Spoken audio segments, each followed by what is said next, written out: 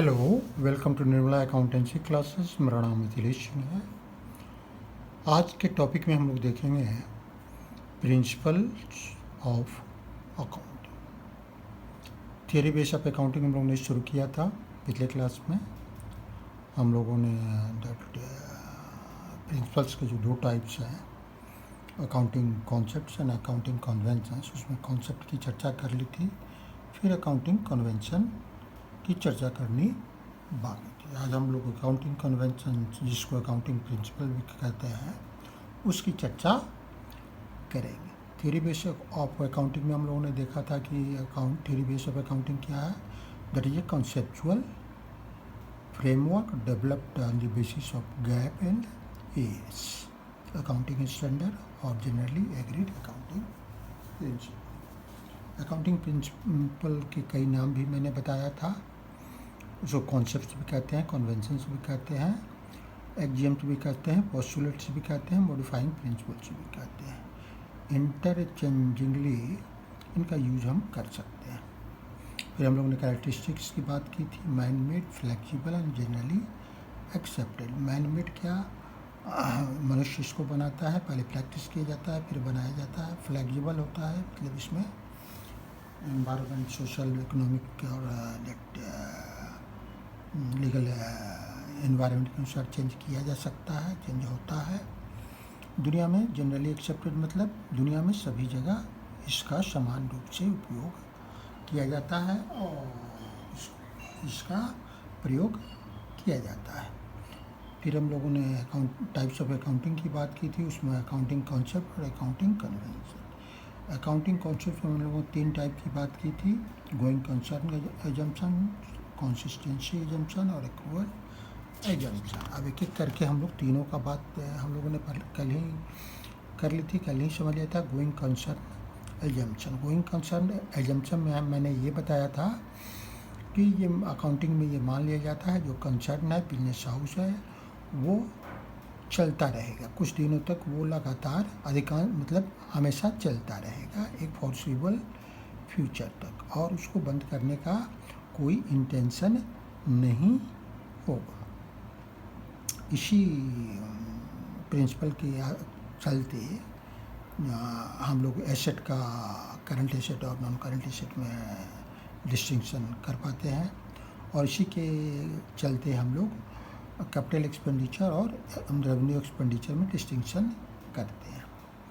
फिर हम लोगों ने कंसिस्टेंसी एजम्पशंस की बात की थी। कंसिस्टेंसी एजम्पशंस में हम लोगों ने बात की थी कि जो भी अकाउंटिंग पॉलिसी या डेट प्रैक्टिस हम लोग फॉलो करते हैं वो regularly over a period of time करते हैं। ऐसा नहीं है कि इसको चेंज नहीं कर सकते हैं, लेकिन चेंज करने के लिए हम लोगों को they can be changed only if the law requires. Change तभी कर सकते हैं जब लॉ की ज़रूरत हो वैसा करने के लिए। एक्रूअल एजम्पशन, लॉ की ज़रूरत हो, एस की ज़रूरत हो, और अकाउंटिंग की प्रेजेंटेशन, बेटर प्रेजेंटेशन के लिए मैनेजमेंट आवश्यक समझ रहा हो। फिर हम लोगों ने एक्रूअल एजम्पशंस की बात की। एक्रूअल एजम्पशन में हम लोगों ने बात की थी कि सारे बिजनेस ट्रांजेक्शन, सारे फिनेंशियल ट्रांजेक्शन तभी रिकॉग्नाइज किए जाते हैं in the period of their occurrence, जब वे होते हैं, उनका हैपनिंग होता है, rather than their payment are received और made। इस आधार पर नहीं कि उनका पेमेंट कब मिला है या दिया गया है। जब कोई भी बिजनेस ट्रांजैक्शन हैपन होता है तभी उसकी रिकॉर्डिंग कर ली जाती है, चाहे पेमेंट हमें कभी भी मिला हो। तो इसके आधार पर हम लोगों ने कुछ एग्जांपल की बात की थी। अब हम लोग आगे बात करेंगे अकाउंटिंग प्रिंसिपल की। अकाउंटिंग प्रिंसिपल में सबसे पहला प्रिंसिपल है, प्रिंसिपल में अकाउंटिंग एंटिटी प्रिंसिपल है। इसको बिजनेस एंटिटी प्रिंसिपल भी कहते हैं। अकाउंटिंग एंटिटी या बिजनेस एंटिटी प्रिंसिपल के अनुसार बिजनेस को एक अलग एंटिटी माना जाता है और अकाउंटिंग एंटिटी प्रिंसिपल के अनुसार या बिजनेस एंटिटी प्रिंसिपल के अनुसार बिजनेस को एक अलग एंटिटी माना जाता है, सेपरेट एंटिटी माना जाता है, और बिजनेसमैन जिसने बिजनेस स्टार्ट किया है और या ओनर है उसको एक सेपरेट एंटिटी माना जाता है। ठीक है, जैसे यहाँ एक राम व्यक्ति है, इसने 1 लाख रुपीज़ लगाया, बिजनेस एक स्टार्ट किया, तो राम एक सेपरेट एंटिटी होगा अकाउंटिंग के संदर्भ में एंड अकाउंटिंग के पर्सपेक्टिव में, और बिजनेस एक अलग व्यक्तित्व होगा अकाउंटिंग के पर्सपेक्टिव में। ठीक है, दोनों अलग अलग व्यक्तित्व होंगे। हालांकि सोल ट्रेडिंग में लीगली बिजनेसमैन और दैट बिजनेस में कोई अंतर नहीं किया जाता है, लेकिन अकाउंटिंग के पर्सपेक्टिव में सोल ट्रेडिंग में भी बिजनेस और बिजनेसमैन में अंतर किया जाता है। पार्टनरशिप में भी लीगली बिजनेस और बिजनेसमैन में कोई अंतर नहीं किया जाता है, लेकिन कंपनी में किया जाता है। तो हम लोग लीगलिटी की यहाँ बात नहीं कर रहे हैं, हम लोग बात कर रहे हैं कि अकाउंटिंग के नॉर्म्स के अनुसार, अकाउंटिंग के प्रिंसिपल के अनुसार, अकाउंटिंग के काम के लिए हम लोग बिजनेस और बिजनेसमैन को अलग अलग एंटिटी मानते हैं। एक्चुअली जो बिजनेसमैन पैसा लगाता है वो बिजनेस पर दैट बिजनेसमैन का एक क्लेम होता है, दायित्व होता है। हालांकि इसको हम लोग ऑब्लिगेशन होता है, इसको हम लोग लायबिलिटी नहीं कहते हैं, लायबिलिटी का दूसरा डिफिनेशन है, लेकिन इसका नाम कैपिटल है। तो ये बिजनेसमैन जो पैसा लगाता है उसको लायबिलिटी नहीं करके हम लोग कैपिटल कहते हैं, लेकिन है एक तरह की लायबिलिटी ही बिजनेस के लिए जो ऑनर का है, जिसकी बाध्यता बिजनेसमैन को देने की नहीं होती। बिजनेस जिसकी बाध्यता बिजनेस को बिजनेसमैन को बिजनेस बाध्यता बिजनेस के लिए बिजनेसमैन को देने की नहीं होती है, लेकिन वो आउटसाइड इट्स लायबिलिटी है, तो या लायबिलिटी जिसको कहते हैं उसको बिजनेस देने के लिए बाध्य है। तो इस तरह अकाउंटिंग के लिए हम लोग बिजनेस और बिजनेसमैन में एक को दोनों को अलग अलग एंटिटी समझते हैं। इसीलिए बिजनेस जो होता है वो जब बिजनेसमैन या ओनर कैपिटल लगाता है तो उसको रिप्रेजेंट करने के लिए एक अकाउंट खोलता है, और उस अकाउंट को हम क्या नाम देते हैं, कैपिटल अकाउंट। उसी तरह बिजनेस, अगर बिजनेसमैन बिजनेस से व्यक्तिगत यूज़ के लिए पैसा निकालता है या कुछ चीज़ें लेता है तो उसको भी बिजनेस एक खाते में, एक अकाउंट्स में दैट रिकॉर्ड करता है। उस अकाउंट का नाम ड्रॉइंग अकाउंट है। जैसे कैश विड्रॉल ₹5000 अगर ऑनर करता है बिजनेस से तो ये रिकॉर्ड किया जाएगा ड्रॉइंग अकाउंट में। उसी तरह गुड्स टेकन ₹1000 तो ये भी रिकॉर्ड किया जाएगा।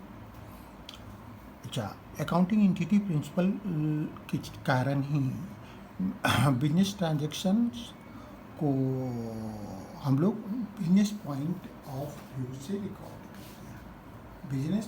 बिजनेस के पॉइंट ऑफ व्यू से रिकॉर्ड करते हैं, न कि ऑनर के पॉइंट ऑफ व्यू से। मतलब ऑनर को हम व्यक्तिगत ऑनर के पॉइंट ऑफ व्यू से अकाउंटिंग ट्रांजैक्शंस या फिनेंशियल ट्रांजैक्शंस की रिकॉर्डिंग नहीं करते हैं। बिजनेस के व्यू से फिनेंशियल ट्रांजैक्शंस की रिकॉर्डिंग करते हैं। उसी तरह ऑनर्स को रिप्रेजेंट करने के लिए ऑनर जो पैसा लगाता है उसको रिप्रेजेंट करने के लिए बिजनेस में एक अकाउंट अलग खोला जाता है जिसका नाम कैपिटल अकाउंट है। और अगर दैट ऑनर बिजनेस से कैश विड्रॉ करता है पर्सनल यूज के लिए या दैट गुड्स लेता है पर्सनल यूज के लिए तो उसको हम अलग अलग अकाउंट, उसको हम लोग ड्रॉइंग अकाउंट में लिखते हैं। स्पष्ट यहाँ दिया हुआ है, according to business entity principle, business is considered a separate entity distinct from its owner या ऑनर्स। बिजनेस को बिजनेस मैन के से अलग एंटिटी के रूप में देखा जाता है, समझा जाता है। मतलब बिजनेस एक अलग एंटिटी है, उसके ऑनर्स एक अलग एंटिटी है। ऑनर्स की अपनी व्यक्तिगत संपत्ति होती है, उसकी अकाउंटिंग हम बिजनेस में नहीं करते हैं। वो ऑनर्स के व्यक्तिगत अकाउंट में उसकी अकाउंटिंग की जाती है या नहीं भी की जा सकती है, लेकिन ऑनर्स का व्यक्तिगत अकाउंट की एंट्री हम उसके बिजनेस में नहीं किया जाता है। ऑनर्स का अपना व्यक्तिगत कार हो सकता है, अपना व्यक्तिगत बिल्डिंग हो सकता है, अपना व्यक्तिगत कंप्यूटर हो सकते हैं, व्यक्तिगत फर्नीचर्स हो सकते हैं, जो पर्सनल यूज़ के लिए रखा है, तो उसके की अकाउंटिंग हम बिजनेस में नहीं करते हैं। बिजनेस में उसी संपत्ति की एंट्री की जाती है जो बिजनेस के उपयोग के लिए ऑनर के द्वारा लगाई जाती है या कैश लाया जाता है, और जिसको कैपिटल के रूप में हम लोग बिजनेस की लायबिलिटी मानते हैं, की तरह मानते हैं ऑनर का। अब आगे हम लोगों ने बात की है all the business, that is why all the business transactions are recorded from the point of view of the business and not from the point of view of the owner owner और owners. इसलिए सारे business transaction जो भी record किए जाते हैं वो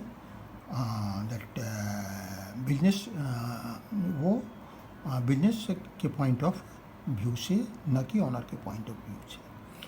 और बिजनेस में ऑनर्स को रिप्रेजेंट करने के लिए ऑनर जो पैसा लगाता है उसके लिए कैपिटल अकाउंट खोला जाता है, और व्यक्तिगत यूज़ के लिए जो भी कोई चीज़ लेता है तो उसके लिए ड्राइंग अकाउंट खोला जाता है। ठीक है, अब हम दूसरे प्रिंसिपल की बात करेंगे, that is money measurement principal.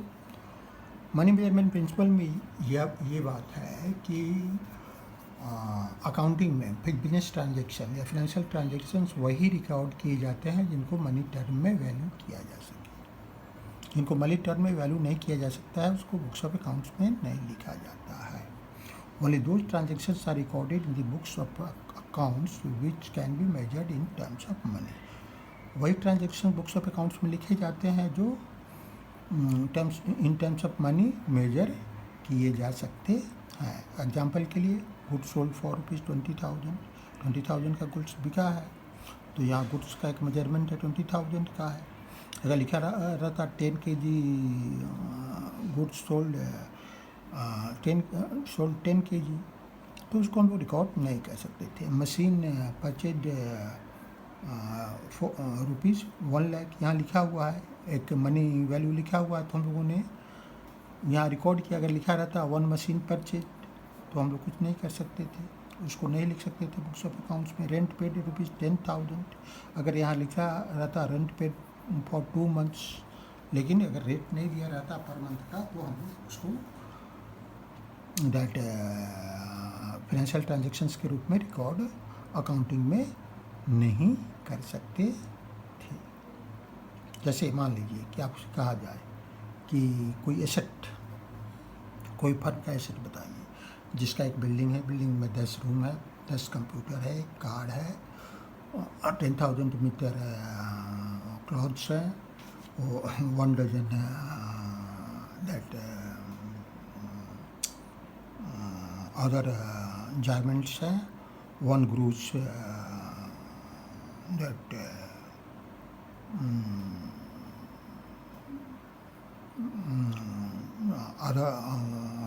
other ready-made clothes है, that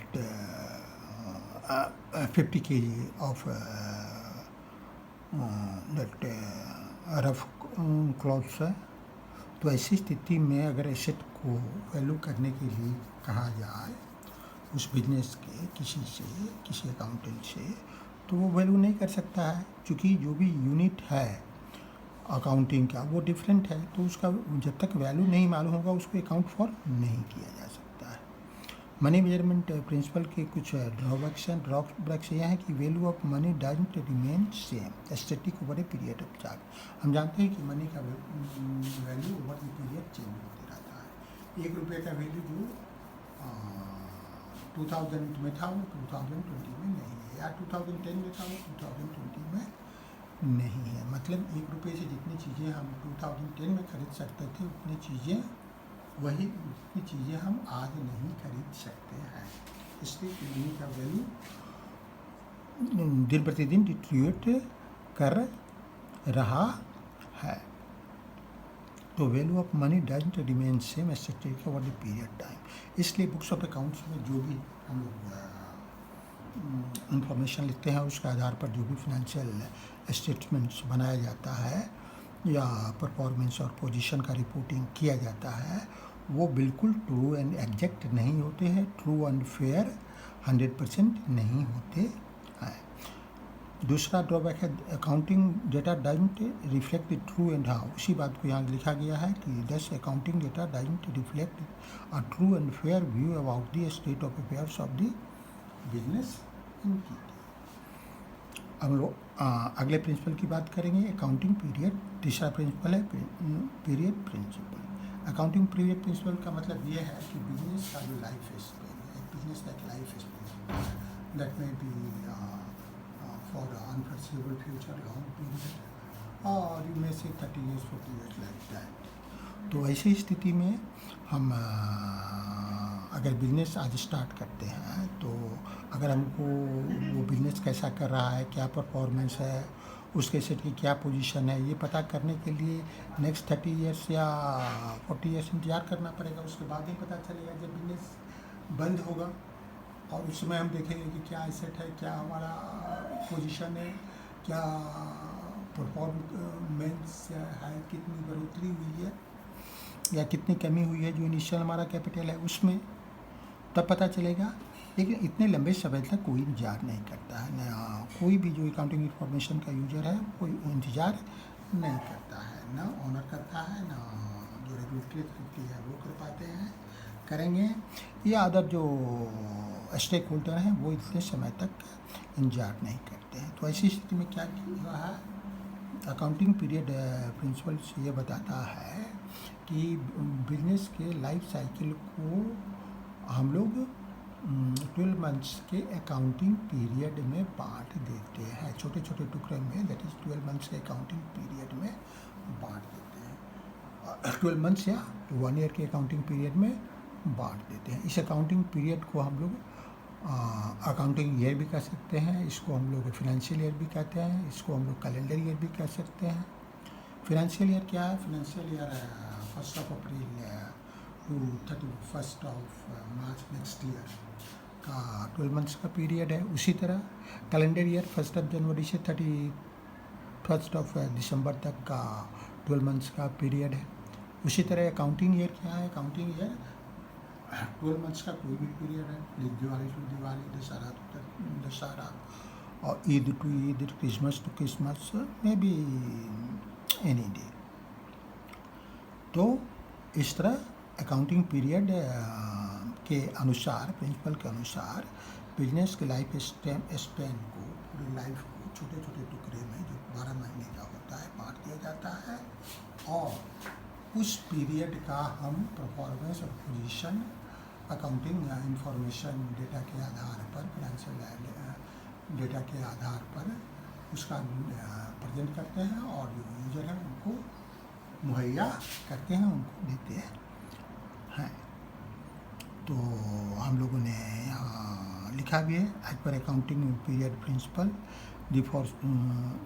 the foreseeable long life span is as per accounting period principle, the foreseeable that is long life span is divided life span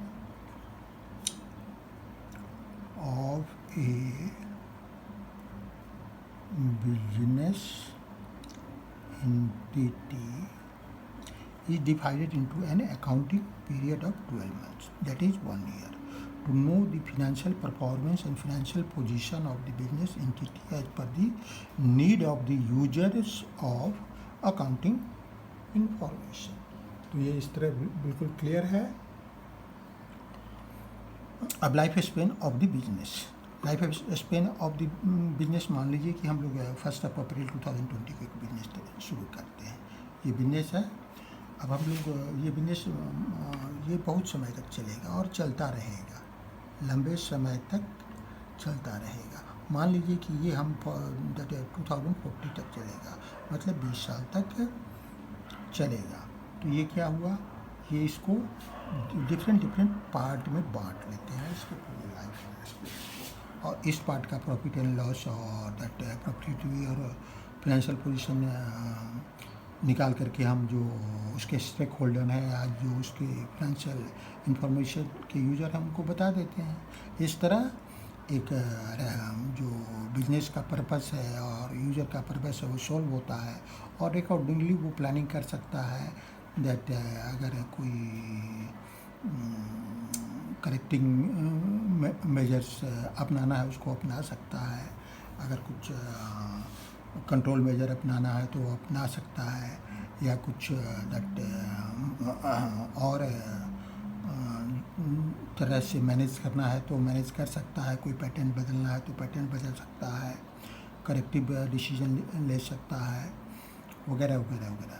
इस तरह ये लगातार हर साल का 2021 का, 21-22 का, 22-23 का, 23-24 का,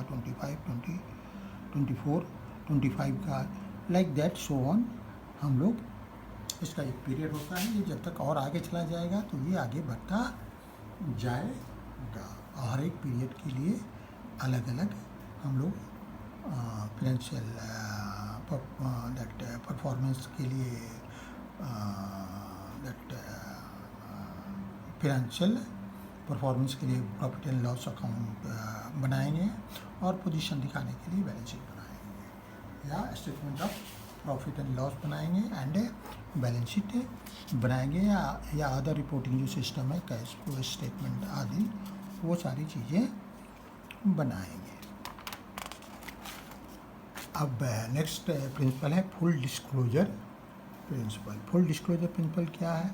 this principle requires that complete adequate and fair information which is relevant and significant to users of accounting service is disclosed in financial statements.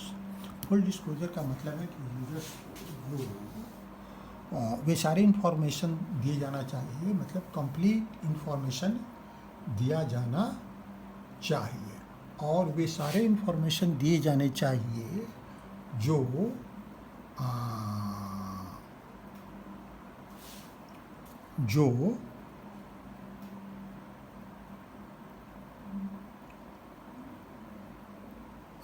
Relevant हो, जो एडुकेट हो, और जो सिग्निफिकेंट हो फिनेंशियल स्टेटमेंट्स के द्वारा। Full disclosure principle ensures that the information should be suitable as per the objectives of users, so that they can analyze and interpret the financial statements as per their particular need. ये भी ध्यान दिया जाना चाहिए। Full disclosure का मतलब ये है कि जो भी फाइनेंशियल डेटा के बारे में इंफॉर्मेशन दिया जा रहा है वो यूजर के नीड के अनुसार है कि नहीं है ना। अगर नीड के अनुसार नहीं है तो उस तरह का फाइनेंशियल इंफॉर्मेशन सही नहीं है, फुल डिस्क्लोजर नहीं कर रहा। अगर जो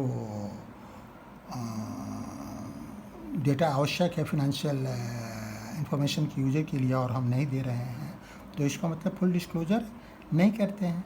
इसीलिए कभी कभी कोई इन्फॉर्मेशन फुटनोट में भी दिया जाता है। एग्जांपल के लिए कंटिंजेंट लायबिलिटी जो है, कंटिंजेंट लायबिलिटी को फुटनोट में ही दिखाया जाता है। कंटिंजेंट लायबिलिटी ऐसा लायबिलिटी है जो जिसका लायबिलिटी होना या नहीं होना जो अनसर्टेन होता है। वो लायबिलिटी हो भी सकता है या नहीं भी हो सकता है। जैसे डिस्काउंटेड बिल ऑफ एक्सचेंज है, वो लायबिलिटी हो भी सकता है अगर, और नहीं भी हो सकता है। तो इस तरह हम लोगों ने 4 प्रिंसिपल की बात की, फिर हम लोग आगे बात करेंगे। Thank you, see you again.